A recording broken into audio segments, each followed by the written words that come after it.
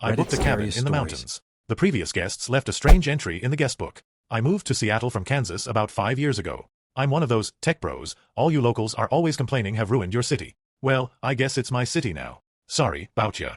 One of my favorite things about the Pacific Northwest is the mountains. I try to get away from the city as often as I can. So when I found this cabin on the Skycomish River, I decided I would treat myself to a midweek getaway in the early fall. I arrived this morning. The cabin was very cozy, tucked away among the trees next to the riverbanks. There was a hot tub on the back deck and Wi-Fi for us tech bros who only like the facade of roughing it. I put my bags on the bed and decided I'd explore inside before I explored out.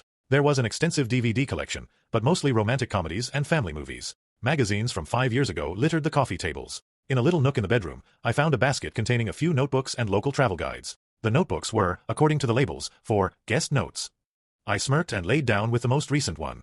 I'd probably get a kick out of this. It was mostly what I expected, people talking about their kids and their dogs and how much they loved the hot tub and the river. Pretty boring. I flipped through the book until I got to the most recent entries. It looked like the last guests had written a few pages. October 10th, 2020, 10 p.m. The noises started around 8:30 tonight. At first we thought it was just the rain. We never should have read that book we found in the woods. My eyes widened and I looked more closely at the page. This was a little bit more interesting than the white bread entries before. Well, maybe read is the wrong word. There wasn't enough in any language we understood to actually read. It was nothing but weird symbols and grotesque drawings, except on the very last page, which read in English. When darkness overtakes the day. That's when OL Gugu likes to play. Teeth so sharp, eyes so red. Once you see him, you're good as dead. Okay, pretty weird, but whatever. These noises, though. We thought it was dripping rain, but it isn't the right cadence. It sounds more like licking, and every so often there is a crunching sound. Maybe it's just our imaginations. We aren't used to the forest, after all. It's so dark and quiet, so every sight or sound seems magnified.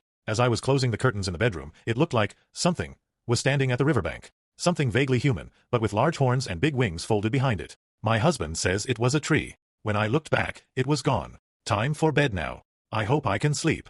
The noises haven't stopped. I chuckled. Clearly someone was getting into the Halloween spirit and having some fun with it. Still, I looked up and through the window in the bedroom at the raging river beyond, and I felt a little uneasy. The sun was starting to set, and the big picture windows did give the impression that someone or something could be watching from the woods. I got up and closed the curtains before continuing reading, just to ease my mind. October 11th, 2027, 7:45 a.m. The bed in this